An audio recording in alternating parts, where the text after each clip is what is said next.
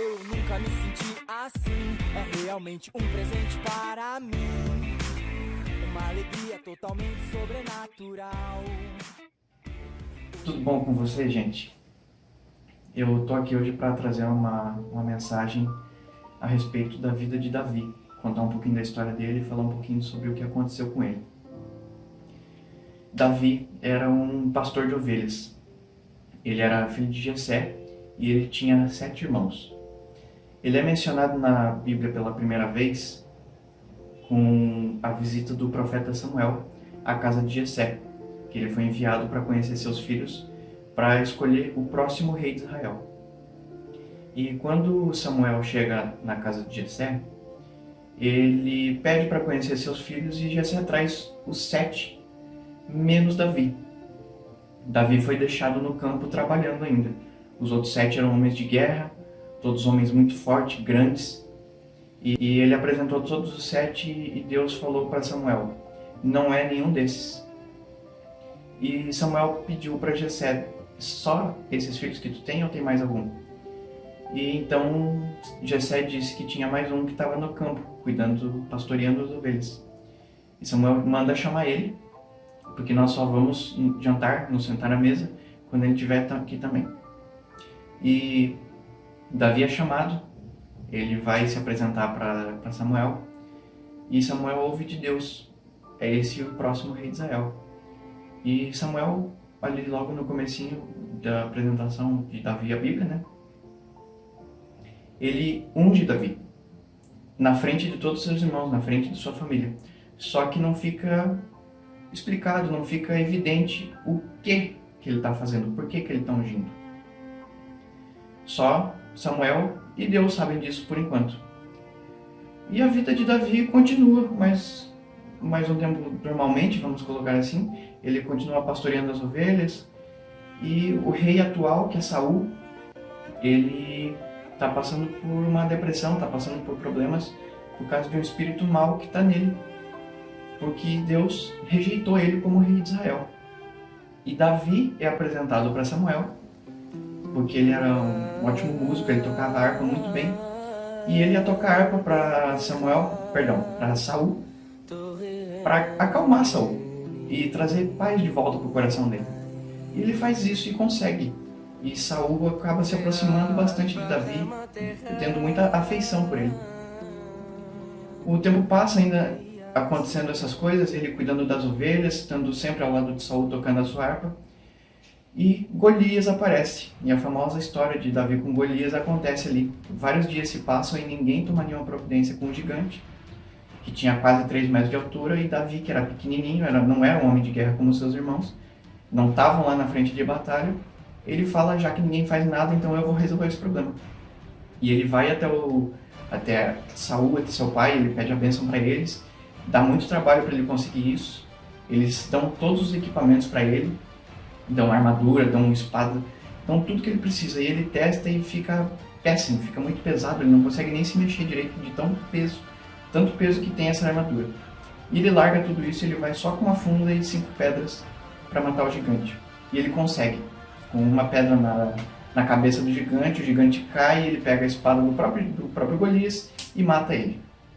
E isso traz muita fama para Davi em Israel. Ele fica muito conhecido e ele recebeu, antes de matar Golias, algumas promessas, como a filha de Saul, como muitas riquezas, e essas promessas não são cumpridas. Porém, Deus sabia disso, Deus sabia de tudo que ia acontecer, e no futuro ele ainda abençoa Davi, dando todas essas coisas que foram prometidas a ele. De outras maneiras, mas ele recebe essas coisas. Davi também se aproxima muito do filho de Saul, que se chamava Jonatas. Eles ficam muito amigos. E toda essa fama que Davi estava ganhando, essa amizade próxima dele com Jonatas, acaba aumentando a ira e a inveja no coração de Saul para com Davi. Onde antes era uma afeição muito grande, agora se tornava inveja.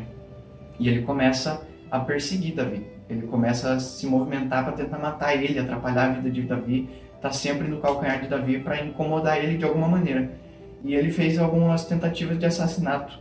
Tanto que depois de um tempo, tentando fugir disso, Davi fala: chega, e ele foge, porque não está mais tendo condições de conviver naquela situação. Todo o tempo ele está sendo perseguido e ele foge.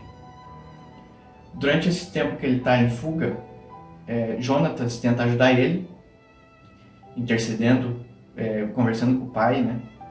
Conversando com Saul, tentando aliviar a situação, mas não tem muito resultado e Saul continua perseguindo ele, mesmo que ele tenha fugido.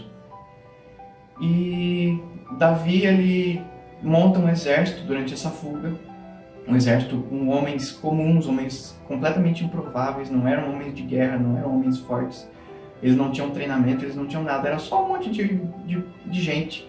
E ele foi juntando esse pessoal e transformando em um exército.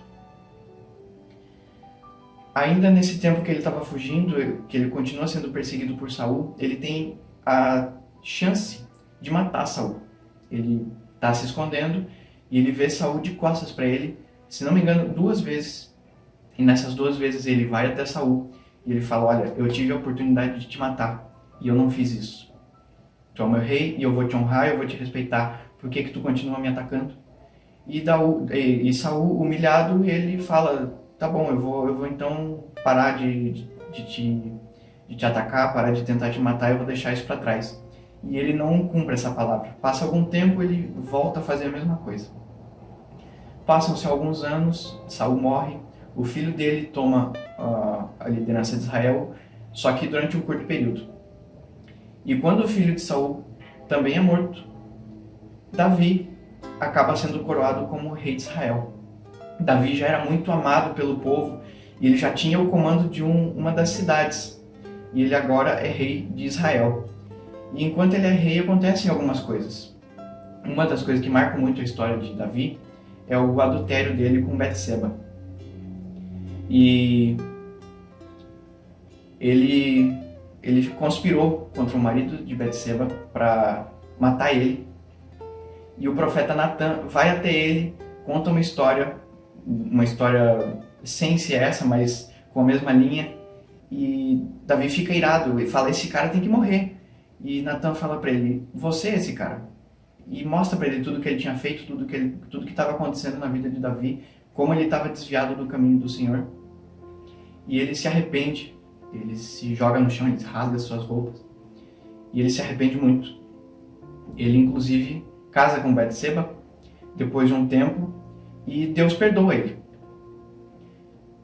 Ao longo de sua história como rei de Davi, como rei de Israel, ele é um grande conquistador. Ele conquista muitos territórios, ele traz muita prosperidade para Israel e ele é um dos maiores reis que Israel já teve. Mesmo com todas essas grandes mudanças, esses problemas, esses altos e baixos na vida de Davi, uma das coisas que eu quero pontuar aqui é que a maior mudança que ele sofreu foi lá no início da história dele. No comecinho, quando ele é apresentado, quando Samuel conhece ele, que unge ele. E eu vou ler o versículo aqui para vocês. 1 Samuel 16:13. Tomou Samuel o chifre de azeite e o ungiu no meio de seus irmãos. E naquele dia em diante, o Espírito do Senhor se apossou de Davi. Então Samuel se levantou e foi para Ramá. E o que eu quero que vocês prestem atenção nesse versículo é: daquele dia em diante, o Espírito do Senhor se apossou de Davi. Ele não teve vitória em todas essas batalhas, em todos esses problemas que ele passou ao longo de sua vida, porque ele era talentoso. Ele teve êxito, ele teve vitória por causa que o Espírito Santo estava acompanhando ele. Por causa que o Espírito de Deus dava forças para ele, dizia para ele o que ele devia fazer, quando ele devia fazer, como ele devia se portar. A força dele, ele seria destruído pelo primeiro obstáculo, por Golias, ou menos ainda, pelos animais que tentavam atacar as ovelhas, e ele teve que matar um leão, um urso. Esse obstáculo já seria grande o suficiente para um homem comum, mas como ele tinha o Espírito Santo dando poder para ele, ele podia passar por tudo isso pela força de Deus. E ele teve muitas mudanças em sua vida, muitos problemas, só que a maior é essa. quando o Espírito de Deus entra na vida dele. E ele não entrou durante um período, ele entrou para sempre, ele entrou para fazer parte da vida de Davi. Essa é a maior mudança que nós podemos ter na nossa vida. Nós todos temos problemas, temos altos e baixos, a gente às vezes tem que resolver alguma coisa, passa por uma depressão, tem um dia chateado, o outro está super alegre, mas a coisa que nos faz seguir em frente, sempre confiando que tudo vai dar certo, é o Espírito Santo nos acompanhando. É a gente saber que Deus está ao nosso lado. E Ele está ao nosso lado por causa do Espírito de Deus. Existe um versículo em Filipenses 4,13 que diz: tudo posso naquele que me fortalece. Esse versículo não está dizendo que eu posso fazer qualquer coisa ou que tudo é permitido. Não, está dizendo que eu posso passar por qualquer situação ou qualquer obstáculo que é colocado na minha vida, mesmo que seja difícil, mesmo que dê trabalho, mesmo que gere lágrimas ou dores, significa que eu posso passar por essa situação, que eu posso passar por isso, que eu posso ser vitorioso. Que Deus vai me levar adiante, vai me dar a vitória. Ele faz a gente mais do que vencedor, pela força do Espírito Santo. Nós temos que lembrar do dia que o Espírito entrou na nossa vida, porque esse é um dos dias mais importantes que nós vamos ter na nossa vida. O dia que o Espírito, ele nos acompanha, que a gente aceita Ele. Muitos desses problemas que Davi passou, ele não teve opção. Ele estava sendo atacado, então ele tinha que fugir. Tinha um gigante na cidade, então alguém tinha que decidir fazer alguma coisa, e ele foi lá resolver o problema. Muitas das mudanças que a gente tem na nossa vida não é por nossa causa, é por uma situação externa que obriga a gente a mudar. Como essa pandemia. Muita gente tem que trabalhar em casa por causa que não pode sair. A gente está fazendo tudo online agora na igreja, porque não pode ter as reuniões antes, como era antes. Todo mundo tem que se adaptar à situação por causa de um motivo externo. Mas essa de aceitar o Espírito Santo na nossa vida é uma decisão nossa. Não é algo que é forçado, não é algo que é obrigado a gente por causa de uma situação, por causa de uma pessoa. Não, é apresentado pra gente. E nós decidimos, eu quero fazer isso porque é o melhor que tem pra mim. Nós temos que reconhecer esse dia, essa grande mudança na nossa vida e lembrar disso para sempre. E sempre que a gente estiver passando por uma situação difícil, por algum problema, por outra pandemia, por uma dificuldade no trabalho, por uma demissão, por uma dificuldade no relacionamento, por alguma dor qualquer, lembrar, o Espírito Santo está comigo. E Ele vai me fazer passar por isso. Tudo posso naquele que me fortalece. Eu posso passar por qualquer situação quando o Espírito Santo está me dando forças.